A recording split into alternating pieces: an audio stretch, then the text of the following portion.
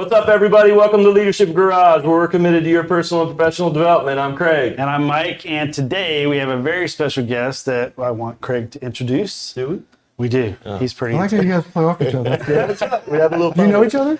We might have met a couple met times. him once. I know you. I know who you are. Yep. Everybody, this is the second Chief Master Sergeant of the Space Force, Chief John Bentivegna. John, I appreciate you coming. We are here at the Space Force Association inaugural Space Power Conference in Orlando, Florida.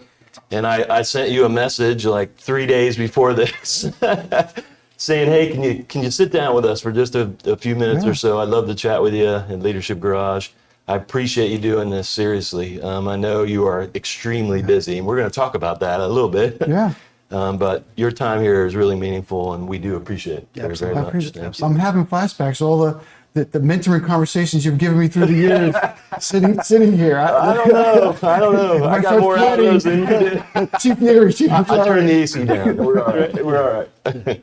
Cool. All right. So it was in September, just a few months ago. Yep. We were up at DC, and we were doing your change of I responsibility appreciate you and ceremony. Donna coming up. It was great. We had an absolute blast. But I'm sure it's been a whirlwind 3 months for you. It has. Since September. What exact day was it? We're getting close to being right on the dot, right? Yeah, it was September 15th was the ceremony. Okay. All right. Yeah, up in Andrews. It was So we're a great. day or two short of our September 15th mark, or December 15th mark, to make exactly 3 months. Yeah.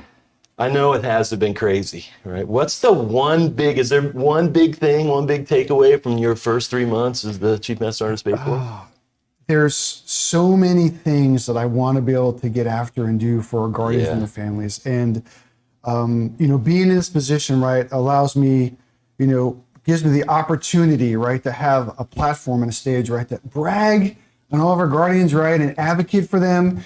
And, one of the biggest challenges is, okay, where do I focus the time to do that? I've been on Capitol Hill a couple times and engaged with our elected officials, working the Pentagon and the DoD staff, and they're all great people. And I'm like, okay, now I'm kind of still working through my Rolodex to see, okay, what are the things that only I can do as a Chief Master Sergeant of Space Force? And as you know, we have a phenomenal group of leaders, like the chiefs that are in the Space Force today.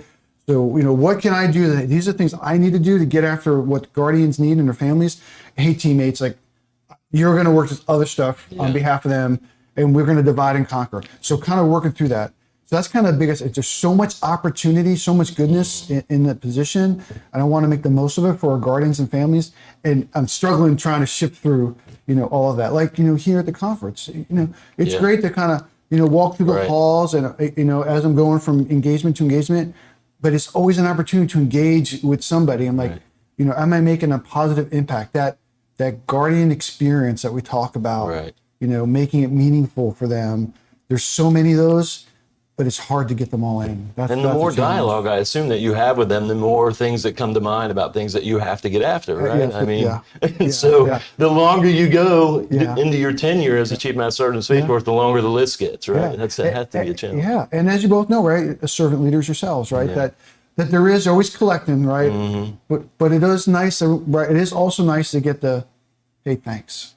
Like to give you that feedback and say you're making a difference. Yeah. And it kind of, it keeps you going, right? That refills your tank. Right. To go squeeze in another engagement, right? You'll do what you can. Absolutely. But I've really enjoyed it. But the biggest thing is there's just so much opportunity. There's so many things we want to do for our guardians and their families, and just what is the strategy to get after it to be the most effective for them. Well, I don't want to make you feel like you're in a hurry, but even on a 4-year tour as the CMSSF, you're 6% of the way through it already, and you're only 6%. It goes quick. The time's going to fly by for sure. Yeah. And so I think it's you're working through it, but you don't have a ton of time because it goes by so fast. I know. It's incredible. I know. But again, right? You know this. You and I transitioned at 14th Air Force together. We were both airmen. Yeah. And we had this very similar conversation sitting in that beautiful office in Vandenberg. We're like, hey, I didn't get a chance to get everything done, but what we do, right, as leaders, you set the foundation, you set the conditions for the person to come after. Now, does that mean, right, we all just follow the playbook that someone left for us? But no, not necessarily, right? Because we're all different. Right. But but what we're building a foundation for the next person to build upon. So Yeah, there is pressure, great. but I'm confident, right? That I'm hoping that, 4 years from now, when number 3 comes in, they can look and say, hey, B9, like, Yeah. we didn't get everything done, but thanks a lot. Like you moved the ball down the field. Right. You got us further into orbit, to use a space analogy. Perfect. I love it. We'll talk more about that in a minute. That's awesome. Well, Chief, getting to your position has to be a great honor. Has to be a great honor. But you don't get there alone. And you kind of mentioned that before. Who is a person that has significantly influenced your leadership, and maybe how has that worked in this position for you? Yeah, when I get this question, for me personally, I always have to give props and kudos to my wife, Kathy. Yes. Kathy and I were married before I even joined the service, many years ago, and we had instant family when we joined, and she's been with me every step of the way. But what Kathy has, she encourages me, and there's something like our relationship. We've known each other for many, many years, right? And that mentorship and that encouragement and that feedback is vitally important. Absolutely. But when I go home at night, I'm in my safe zone, right? And we let our guards down, right, with our family and loved ones. And then Kathy, right, she gives me, hey, you did great today, or hey, like, what are you going to do next, right? Stop complaining about it. And what are you going to do to fix it? Right. Or she sees that, like, you're running down, man. Like, well, what are you doing this weekend? No, you need to let's go out for a walk. Let's go for a ride. So she meters me, she encourages me, she inspires me, she holds me accountable.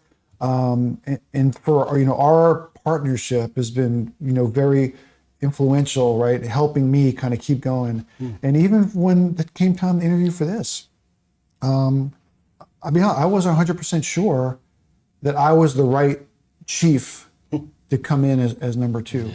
Cause it's a big responsibility, right? Yeah, and we're all human, it's right? huge, right? Self-doubts. Absolutely. Yeah, absolutely. And do I have enough left? Am I the right person at the right time? Right. And look to Kathy among others, right? I talked to, and she said to me, she goes, I think you still have more to give. Yeah. And she supported me to be able to she went. We had a vacation plan. She went to Portugal with my daughter, right? At the same time as the interviews. That's right. And she's like, "Hey, we'll change the plans." She says, "This is what she said to me: you will regret it if you don't go through. If you don't give it your all through the process and lay it on the table for General Saltzman to make the decision. I don't want to live with you the rest of our lives with what if." Yeah. Right. So she said, "Stop moping about it. You have the passion." It's his decision, right? And we've talked about this, right? As chief specifically, when our senior leaders, the interview process is always difficult, right? For the different, but we talk about as chief specifically, when our senior leaders looking to hire chief talent within the Department of the Air Force, our goal is like, we're gonna make it as hard as hell for you to select that person. Right. But it should never be this is just the ringer to put in there, right? And we don't take ourselves out of the consideration. We owe it not only to represent the enlisted corps and the chief corps, talking to Department of the Air Force, but also, right, the senior leaders, see that talent, and we make it hard for them to make decisions. So all of that kind of went into the calculation that, moving forward and saying, hey, and, Kathy inspiring me to do that.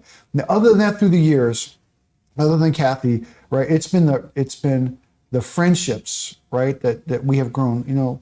You and Donna came up, and experienced that, that great event that we had when we got a chance to take the flag, and it was amazing, right, through the years in the crowd of people who came to visit throughout our entire career, right? People who had, again, encouraged me and held me accountable. It's not about the boys all the time. Yeah, for right? sure. It's about who's kicking me in the butt. Right. Because, I'm not being the best version of myself. Yeah. And they see something in me I don't see.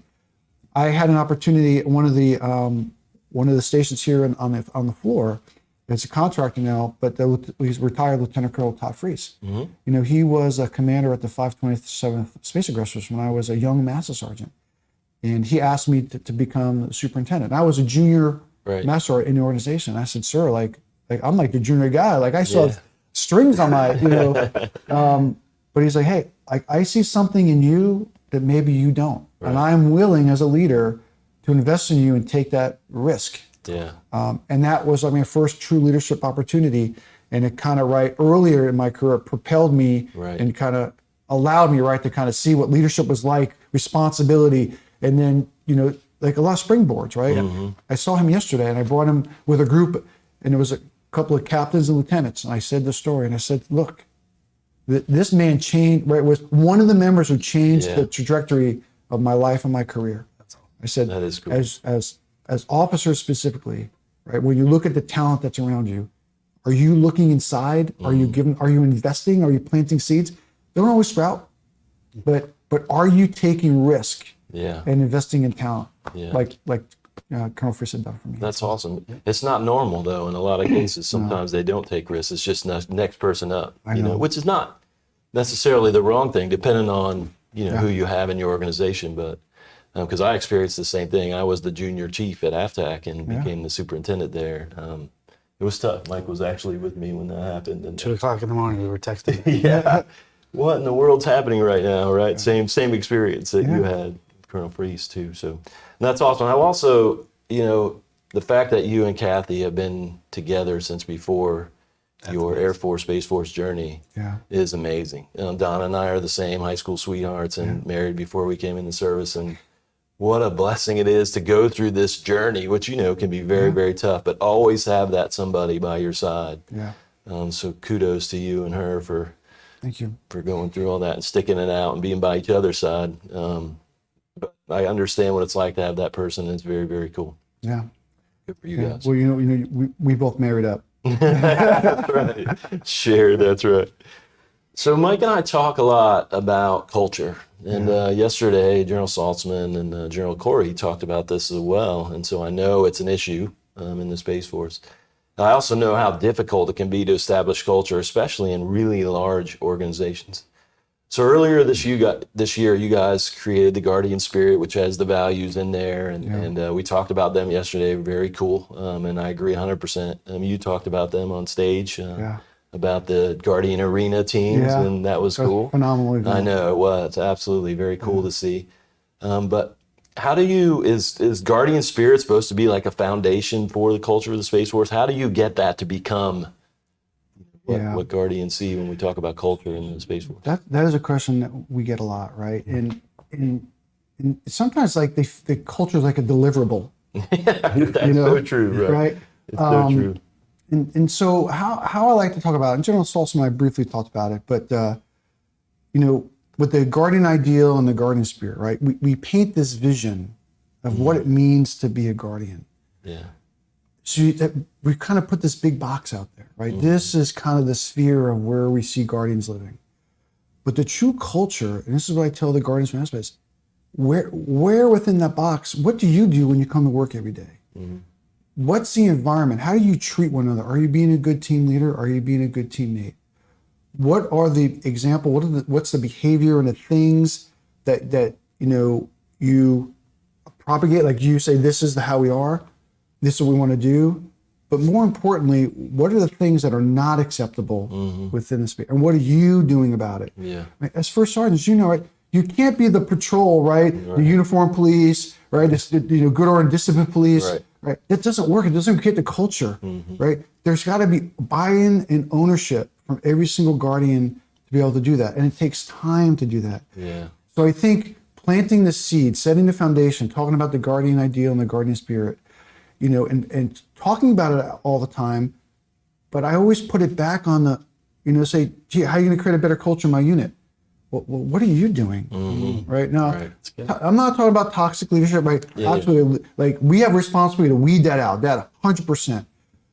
But if it's like, hey, I read the Guardian Spirit, I read the Guardian ideal, I'm kind of not feeling, it's not a toxic environment, but a policy memo, right? A big, you can't necessarily solve those things. You can't mandate it, dictate it down. I mean, culture's got to, you have to inspire them to be able to do that, take ownership of it. So I do have a lot of discussions, with that. And then I think the culture will kind of grow. Yeah. And you've seen it. Like, absolutely. You go to some organizations and it's palatable, right? 100%. You find the pockets of excellence. Absolutely. Right? It's like, what is it that you're doing? What is your secret? Right? Is it, how do you create it? And it's strong leadership. engaged leadership, right? That creates that culture. And it's what's in their vision. How do they want to do that? But immediately when something is outside the norm of what the culture needs to be, they get after it right away. That doesn't necessarily mean, I'm not talking, necessarily discipline action. Yeah, I right? totally get it. But Right, it's just absolutely, like, hey man, like this is just not who we are. It's not what we do in this unit or this organization. And that will grow. Because then you go, how many times you heard, hey, back when I was at this company or back when I was at this organization, this is kind of what we did and how the culture was. Yeah. And then, then it propagates out. And I think that will allow it to grow. But it's not like a light switch. Yeah, and it's not a delivery. You can't track metrics. It's not a briefing. Here we are on the poem to write culture for the Space Force. Yeah. But I think there's things that we have to put out there. I said the Guardian Spirit, Guardian Ideal are, a big part of that. Right. But then to the Guardians, like, how do you operationalize that? How do you live within that? And how are you I hate saying self-policing, but what are you accepting and not accepting? Yeah, Right? When in your work centers as team leaders and teammates, that's really important to do that. You just said eloquently what we've always said, and that's it's always bottom up. Yeah. You as senior leaders, you could put parameters and policy, lanes in the road. But at the best units I've ever been around, they weren't great because of some policy. To your point, they were great because we had great people doing great things, passionate about what they do, living the core values. And 100%. So I agree with you. But the great thing, what I've seen, and I think because the service is so much smaller than a lot of the other services. There's an unbelievable opportunity too to kind of shape that as well, right? For the decades and generations to come, Yeah. And that's what I find so exciting about the dialogue. The fact that you're having these conversations about culture is exciting to me because, we have them in the Air Force, but it's so established, and I love my Air Force. And they're so large. And they're so large, right? Exactly. So there's so many things kind of going against them, right? And which makes it more difficult. But like a lot of things in the Space Force right now, there's so much opportunity, to create something really, really special. So it's great. It's great that you guys are talking about it. It really is. I was so, I felt so good yesterday hearing General Corey and General Saltzman, and then you come up on the stage and talk about the values, and I'm like, yes, we're talking about those things because they're important. Yeah, I think that, when you talk about the size, so I've had a chance to kind of meet, all the other service senior enlisted advisors. Right. So like, SMA, right? For the size of his force, he probably can't touch or then personally engage with a percentage of the force like I get a chance to because we're so small. Right. How do you take advantage of opportunities like SFA here, and other gatherings that there's touch points like I talked about. You're walking through the hallway, right? It could be a couple of minutes, and you could re-inspire somebody. Yeah, someone can make an decision. Am I going to stay in? Am I going to get out? Right? Or am I going to apply for that job? Am I not? Right. Am I going to give it my all? Am I giving up, right, on the organization, or did we reignite something? Yeah. So those opportunities are just so vitally important. Absolutely. And it has such a mass impact because we're such a small service to embrace that. Yeah, very cool. That's awesome. Chief, your journey to Chief Master Sergeant of the Space Force was probably not just the easiest road, and for you. So I'm sure there were failures or setbacks in your career. So can you tell us how you have used those setbacks or failures, and how has that experience gave a trajectory for your leadership style?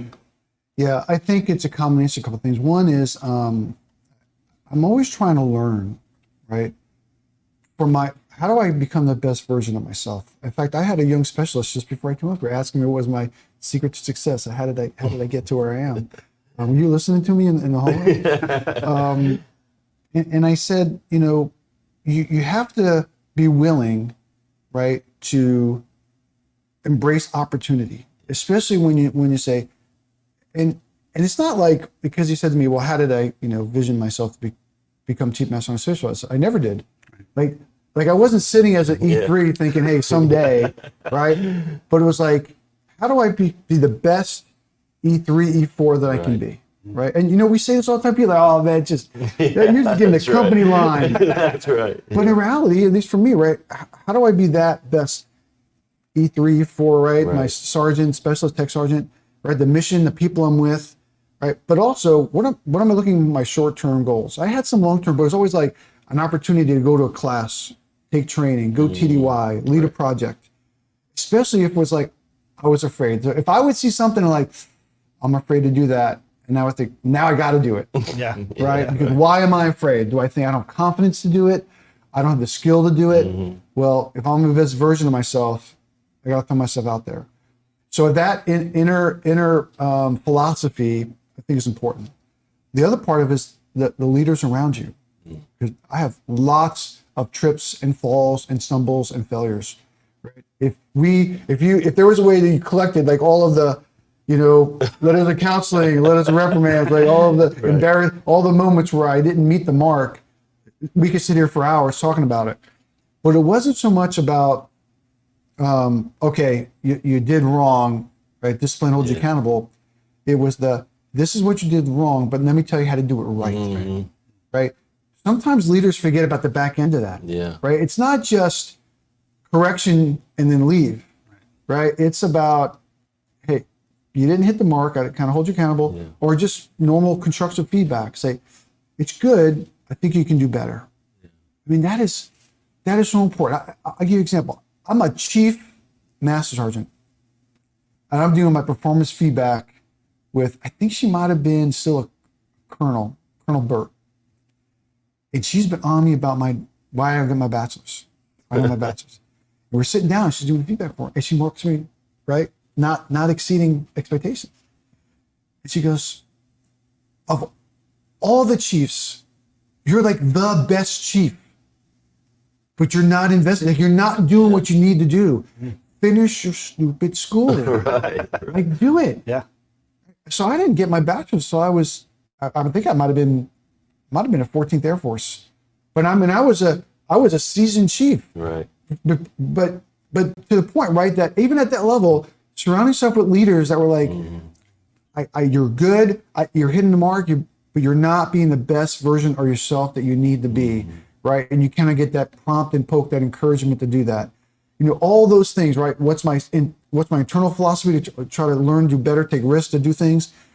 Having people who, right, encourage me, give me, positive feedback and constructive criticism when I needed it, or constructive feedback, I'd rather say, when I needed it.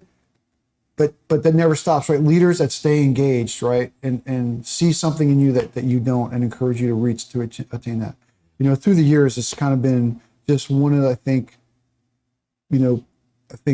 things that helped me get to where I am today. But that's B9's story, right? Yeah, right. If you ask, any successful, right, individual, there's little flavors, right? But there is no secret path, right? Yeah, for sure. There is no one, right? We all get there in a different way. But part of it is we each have to have skin in the game. And no one's going to do it for us. Right. No one's going to do it for us. So you have to have, some self-investment to achieve things. Yeah, that's right. It doesn't have to be great things, right? It could be, Little hey, at a by the time, end of the little at a weekend, I want to time. make sure I clean out the garage. Yeah. Right? Or I want to make sure I spend time with the kids. That's so crazy. Have you seen this, Brad? I know, he's thinking on me. What's up with that? Don sent me a note. Of course. Send her note, right? Yeah. It's funny because my son's staff sergeant in the Air Force, Austin, and he's having some struggles with some young airmen right now, and he calls me all the time, like, "What do I do, Dad?" And he had one that just got in trouble, and it's relatively significant, although it's not career end or anything. And I told him, you have an opportunity right now to make a difference in this person's life, more so than if they didn't get in trouble. That's right. Right? And he's like, I never looked at it like that. I said, if you do this right, you could create something really special from this failure. Absolutely. And it's a bit of an art, though. As a young leader, it's not normally, especially when he got in trouble and he was a little kid. I didn't sit down with him and go, "Listen, son." Yeah. I just went, "No." That's right. Yeah. So, but now in my older, wiser days, I can talk to him on the phone and say, "All right, don't do what I did necessarily. You gotta." But there's a real opportunity. It's such a great. That's a great, response, I think, for a lot of great, especially young leaders, is being able to give that feedback, but going into it, knowing you can make a difference in somebody's lives. Yeah. And that's super cool. Yeah, I mean, to me personally, but I've said this to many individuals. It's okay. You stumbled and you fell.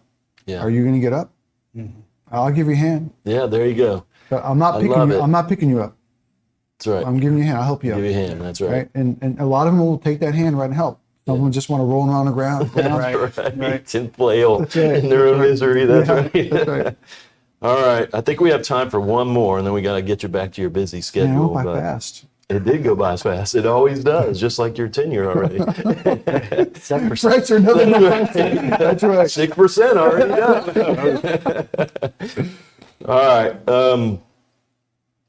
I want to talk. This is something that's near and dear to me. When I was at 14th Air Force and you took over, General Buck and General Whiting and I used to talk about this a lot, and that is change fatigue. Yeah. And I've been out of 15th Air Force for over 5 years now, and I'm getting around Guardians and I see what's happening, and I'm like, holy cow, it's just more evolution. Now, we will call it change because it's not all change necessarily, or it's not all change for the wrong reason. It's change for the right reason, so we'll call it evolution. But it's real, I think, sometimes when you have so much evolution that people will get a little bit burnt out. And so is there advice for young leaders or leaders in the Space Force? How do you handle that much change? Yeah, so we've had a lot of conversations because of the speed in which, if you listen to General Saltzman's speech yesterday, we kind of talked about a lot of things that we've accomplished just in 2023 alone, right? And a lot of it was changing organizations, changing responsibilities, standing up new components. Right, yeah. Some of that is because there's just things to evolve as a service, the things that we have to do. But a lot of conversations on some of the change that that I've when I've been in the Pentagon the last year or so, whether working COO and on the ops guy or in the office that we're here, is this a change that has to be made immediately, right? Or are we just tweaking stuff or is this like this is critical? We got to get this done. And if we have some time, let's build the sense of need for change. It's the classes we went to, right? When you're in it, you think this is just so stupid, but it's so fundamental to managing this, right? So when you talk about the journey we are as a service and say, look, as we're only 4 years old, right? In order for us to continue, right, as a separate service to be able to provide the capability that our joint partners, our allies, and our nation requires, we have to continue to evolve. But if we put it in the context of the Guardians and say, this is a vision, like this is where we're going, and there's going to be evolutionary steps to get there, and get the buy-in and the understanding of why, and they see it coming, right? It's not you don't want to come on Friday what is this like this change, promotion policy change, performance report change, organizational change out of nowhere, right? But if we can talk about it, right, and get this is in order for us to continue to evolve, and more importantly, to the sergeants and to the lieutenants and the captains, say, to build the service that you deserve, we got to go through some of this stuff, right? Because we can't say, it's not on my watch, I don't want to deal with it, right? We have to continue to kind of have that evolution, but there's got to be a discussion on where we're going and why we're going there. I think, having an understanding and seeing it, I think is also helps with the change fatigue. Right. But like we say, we can't keep doing, and not that we're doing it now, but there's always the sanity check, right? The senior leaders around the table, is this change for change's sake? Or is this something we need to do? And that's kind of that self, right? Like we have to ask ourselves that question, right? And we owe it to the Guardians to do that. Right. And I think we've been very deliberate to kind of get better at it. One of the things, if we call ourselves second stage, the Office of Chief Master Sergeant Space Force, right? So I don't usually say, sometimes I say number 2, but it's not like team 2, plus nothing rhymed with it. But we call ourselves second stage. And one of the reasons when I said, hey, what's your philosophy when you get? I said, we have spent the last several years, making a lot of promises, putting a lot of foundational things down. But now we got to start delivering, right? Putting in the policies and the procedures and the programs. So we talked about launch, right? And that the second stage usually of a launch, right, is kind of when you break the bonds of Earth, right? And you're kind of on orbit, right? And now this is whatever it is getting ready to deliver and produce the things that it was launched for, that the very violent first stage, right? Yeah. To get out. And it starts to, it's more calmer, it's more predictable, Yeah. right? So we said, second stage is kind of how I'd like to see some of my tenure, right? Is that I want to deliver to the Guardians the things we've been talking about the last couple of years. I want to bring some normality to how we operate and execute as a service, especially on the staff amongst the chiefs, because we're running so fast. Everyone was trying to do great things as we're trying to build offices and get people in the right jobs. Right. People wearing 6 hats, Right. right? But we're starting to normalize now. So predictability, communication, delivering on some of these things, repeatability, transparency. Those are, right, from a second stage perspective, those are some of the tenets that we want to put out and deliver to the Guardians to kind of address, some of the change fatigue, if you will. It's great. The very first thing you mentioned is as long as they know where they're going, then they understand it. And I think in the Air Force, we try to do that too. But again, I think the advantage that you have in the Space Force is that you're small. That's right. It's the old communication exercise where you put 20 people in a ring in the room and somebody whispers to the first one. By the time it gets all the way around the room, the messages are completely different, or you don't get a whole part of it. But you don't have 20 people in the room. You got 3 or 4, right? It's 20, it's the whole service. That's right. It's all No one's working. That's right. Then we'd be blaming on them, right? That's right. But you have less people, and so there's not so much distance between the specialists and Chief Bentivegna. Yeah. Like there might be between, Airman Basic and Joe Bass at the Chief Master Sergeant Air Force Office. There's not that much space, Yeah, and right? that's just the sheer size, right? Right. Being able to communicate down it's much easier. And in that case, I used to come to these conferences just to hear what the senior leaders of the Air Force were talking about. And then I could, okay, now I understand, right? Yeah. But when I'm in my work center at, whatever base, all I can see what's taking off on the flight line or what's happening there, right? And not really connecting the dots. But because you guys are smaller, you have an opportunity. Absolutely. And then from a leadership challenge in organizations, right? Even us a little bit feeling it. In the absence of that is social media and right, all the things that propagate throughout, right? So, what is the strategy, right, to kind of take advantage of the small size we have to communicate with credibility and regularity, right, so that the Guardians are informed and have confidence in us. Right. I think that's huge for you guys. It's awesome. Well, man, I appreciate it. Seriously, this was a ton of fun. It did go by really fast. I mean, I have a whole list of questions here. My strategy was just to talk very quickly. We'll eliminate. He doesn't want to get to that last one. That's why he doesn't want to answer that one about legacy. I was there. But no, we really do appreciate it, man. Thank you so much for spending the time with us. You and Kathy are amazing, and we love you guys very much. And we're so very proud of you, and we know you're going to go do great things. I appreciate, like I said, the professional relationship and the mentoring that you have given me. But then, right, what really matters is a friendship. Yeah, exactly. You and Donna, and it's been a ton. That's why it was very meaningful to us that you had a chance to come up for the ceremony. Well, we had an absolute blast. It was the first ceremony that I was to since my retirement. So really, it was. Wow. It was super cool. So being back in the in this uniform space again. It was great. I'm going to save these for next time because there will be a next time. I'm going to wait till like 2 years in, halfway through, and then, we'll see how you look. And we know your hair won't be gray, so that's a good thing. That's true. That's right. More wrinkles on my face. That's about it. All right, brother. We appreciate it. Thank you so much. Thanks, Mike. I appreciate it. Thank you, sir, for being here. We're going to have to share a beer sometime and reminisce and talk about our experiences with Ken here. Oh, I know, right? Oh, I got to. All right, we got to go now. Thanks. All right. Thanks a lot. Yeah, we appreciate you, man. Thank you. That was awesome. Thanks.